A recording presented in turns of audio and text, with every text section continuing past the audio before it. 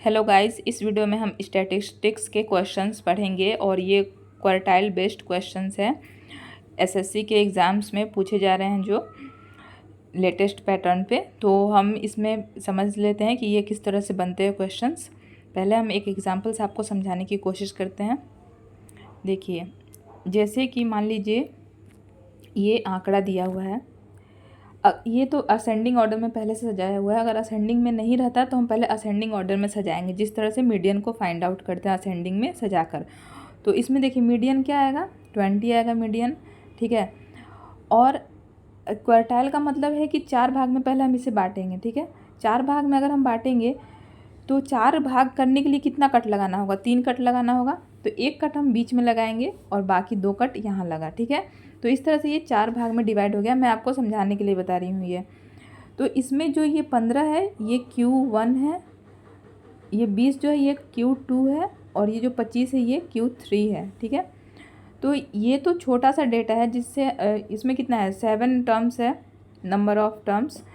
तो यहाँ पर हम इजीली फाइंड आउट कर लेते हैं। अगर ऐसा नहीं रहता तो हम कैसे फाइंड आउट करते हैं, उसके लिए फॉर्मूला है। तो हम पहले फॉर्मूला को यूज़ करना आपको बताते हैं। देखिए, यहाँ पर जो Q1 हम फाइंड आउट करेंगे, यानी कि ये 15 जो आएगा, कैसे आएगा। पहले हम Q1 के लिए क्या करेंगे, Q1 is equal to number of terms plus 1 divided by 4, ठीक है।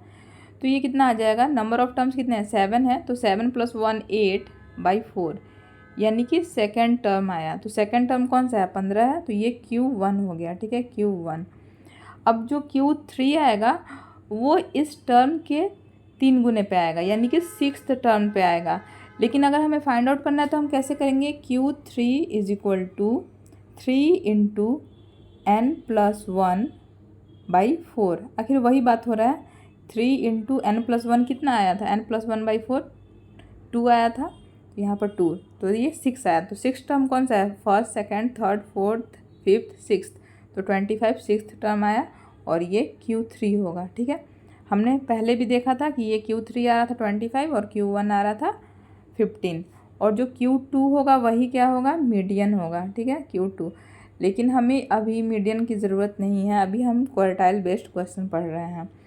तो हम आपको आगे भी बता देते हैं कि किस तरह से सॉल्व होगा। एक बार मैं फिर से आपको रिवाइज करा देती हूँ। देखिए, Q1 क्या होगा, Q1 होगा n+1 बाई 4th टर्म, ठीक है, ये वाला Q1 होगा। और Q3 क्या होगा, 3 into n+1 by 4th term. ये जो हम पढ़ रहे हैं ये नंबर ऑफ टर्म्स ऑड होंगे तब का पढ़ रहे हैं, ठीक है, इवन का नहीं पढ़ रहे हैं फिलहाल। अब हम आगे देखते हैं क्वेश्चन सॉल्व करने के लिए क्या क्या करना होगा। देखिए, आपसे क्वेश्चन में पूछ सकता है इंटर क्वार्टाइल रेंज, तो इसके लिए क्या फॉर्मूला यूज होगा, Q3 माइनस Q1, ठीक है, इसके लिए ये फॉर्मूला यूज होगा। तो इंटर क्वार्टाइल रेंज आ जाएगा। अगर आपसे क्वेश्चन में पूछा रहेगा क्वार्टाइल डेविएशन, तो आप क्या करेंगे, जो इंटर क्वार्टाइल रेंज आया है उसका हाफ कर देंगे, ठीक है। तो यहाँ पर हम लिखेंगे फॉर्मूला, अगर हमें लिखना होगा तो हम क्या लिखेंगे, क्वार्टाइल डेविएशन का Q3 minus Q1 divided by 2, ठीक है। क्वार्टाइल रेंज का हाफ होता है क्वार्टाइल डेविएशन। अगर क्वेश्चन में पूछेगा कोफिशिएंट ऑफ क्वार्टाइल डेविएशन, तो क्या करेंगे हम, Q3 minus Q1 divided by Q3 plus Q1 करेंगे, ठीक है। बस आपको Q3 और Q1 पता होना चाहिए। अगर नहीं पता है तो आप फाइंड आउट कर लेंगे। कैसे हमने बताया, Q1 के लिए n+1 बाई 4 जो टर्म आएगा वो वाला नंबर लेंगे हम, और Q3 के लिए 3 into n+1 by 4th term, ठीक है।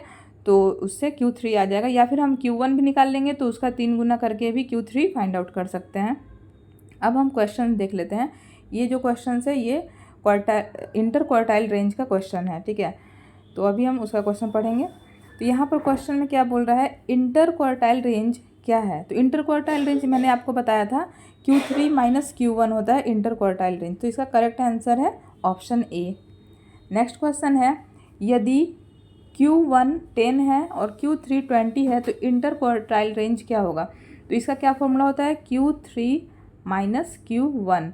तो यहाँ पर Q3 कितना दिया है 20, 20 में से 10 घटाएंगे कितना आएगा 10। तो इस क्वेश्चन का करेक्ट आंसर है option B 10। Interquartile range कितना आ गया 10 आ गया। अगर क्वार्टाइल डेविएशन पूछा रहता तो कितना आता, उसका हाफ आता यानी कि 5 आता, लेकिन अभी हम इंटर क्वार्टाइल रेंज पढ़ रहे हैं। अब देखिए इसमें है इंटर क्वार्टाइल रेंज दिया हुआ है 15, Q1 भी 20 दिया हुआ है, Q3 हमें फाइंड आउट करना है। तो इंटर क्वार्टाइल रेंज का क्या होता है फॉर्मूला, इंटर क्वार्टाइल रेंज यहाँ पर हम लिखते हैं 15 is equal to Q3 minus Q1। तो Q3 हमें फाइंड आउट करना है, माइनस Q1 कितना दिया है 20 दिया है। तो Q3 कितना आ जाएगा, ये 20 इधर आके प्लस होगा तो 15 प्लस 20 35। इस क्वेश्चन का correct answer option C 35। Next है निम्नलिखित आंकड़ों के लिए इंटर क्वार्टाइल रेंज क्या होगा। तो इसमें Q1 और Q3 दिया हुआ नहीं है तो हमें फाइंड आउट करना होगा। पहले हम देखेंगे ये असेंडिंग ऑर्डर में है या नहीं। तो देखिए ये असेंडिंग ऑर्डर में है, ठीक है, तो हमें इसे सजाने की जरूरत नहीं है, पहले इसे असेंडिंग ऑर्डर में है। अब इसमें देख लेते हैं कितने नंबर ऑफ टर्म्स है, 1 2 3 4 5 6 7 8 9, 9 है, ठीक है। तो इसका Q1 कितना आ जाएगा, Q1 आएगा 9 + 1/4। तो 10 को अगर हम 4 से डिवाइड करेंगे तो कितना आएगा 2.5 आएगा, ठीक है। और Q3 कितना आ जाएगा, उसका 3 गुना आ जाएगा, तो 2.5 का 3 गुना 7.5, ठीक है।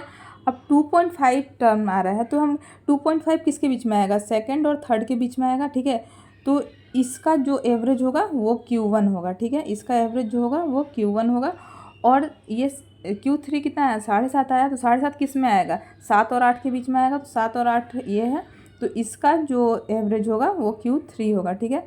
तो इसे मैं इरेज कर देती हूँ, यहाँ अब मैं लिख के दिखाती हूँ आपको कि देखिए Q1 कितना आएगा इसका एवरेज, तो 33 का हाफ कितना आएगा, 33 का हाफ 16.5 Q1 आया ये, ठीक है, Q1 है।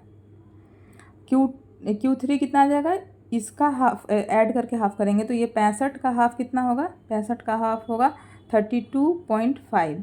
ये क्या आ गया Q3 आ गया। हमें inter quartile range find out करना है तो Q3 में से हम Q1 माइनस करेंगे, तो 32.5 में से 16.5 माइनस करेंगे तो कितना आएगा, मैं दूसरे पेन से लिख देती हूँ, 32.5 माइनस 16.5 कितना आएगा 16 आएगा। तो इसका करेक्ट आंसर जो है वो होगा ऑप्शन डी 16। नेक्स्ट हम देख लेते हैं, अब है क्वार्टाइल डेविएशन का क्वेश्चन, ठीक है। क्वार्टाइल डेविएशन पे बेस्ड क्वेश्चन हम पढ़ेंगे। अब क्वार्टाइल डेविएशन की गणना करने के लिए कौन सा सूत्र उपयोग करते हैं। तो क्वार्टाइल डेविएशन क्या होता है, इंटर क्वार्टाइल रेंज का हाफ होता है। तो इंटर क्वार्टाइल रेंज क्या होता है Q3 माइनस Q1, और उसका हाफ कर देंगे तो क्वार्टाइल डेविएशन आ जाएगा। तो इसका करेक्ट आंसर हो जाएगा option A Q3 minus Q1 divided by 2। अब नेक्स्ट क्वेश्चन है, यदि Q1 10 और Q3 20 है तो क्वार्टाइल डेविएशन क्या होगा। तो Q3 minus Q1 divided by 2 ये क्वार्टाइल डेविएशन का फॉर्मूला है। तो 20 में से 10 घटाएंगे और उसका हाफ कर देंगे तो कितना आएगा, 10 का हाफ 5 आएगा। इसका correct answer option A 5। Next हम देख लेते हैं, यदि क्वार्टाइल डेविएशन 5 है और Q1 15 है तो Q3 क्या होगा।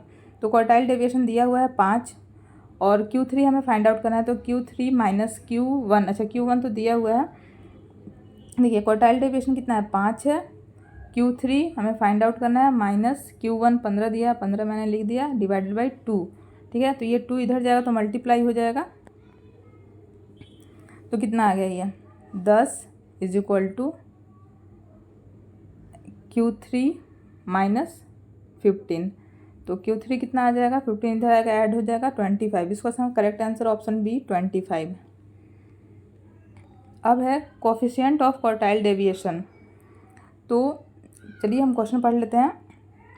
क्वार्टाइल डेविएशन का गुणांक की गणना करने के लिए कौन सा सूत्र उपयोग किया जाता है। तो इसके लिए कौन सा सूत्र उपयोग होता है, Q3 minus Q1 divided by Q3 plus Q1। एक बार डिफरेंस और उसको डिवाइड कर देना है उसके सम से। तो इसका करेक्ट आंसर कौन सा है, ऑप्शन ए इसका करेक्ट आंसर हो जाएगा, Q3 minus Q1 divided by Q3 plus Q1। अब हम क्वेश्चन सॉल्व करते हैं। नेक्स्ट, यदि Q1 10 है और Q3 20 है तो क्वार्टाइल डेविएशन का गुणांक यानी कोफिशिएंट ऑफ क्वार्टाइल डेविएशन क्या होगा। तो क्या होगा, Q3 minus Q1 divided by Q3 plus Q1।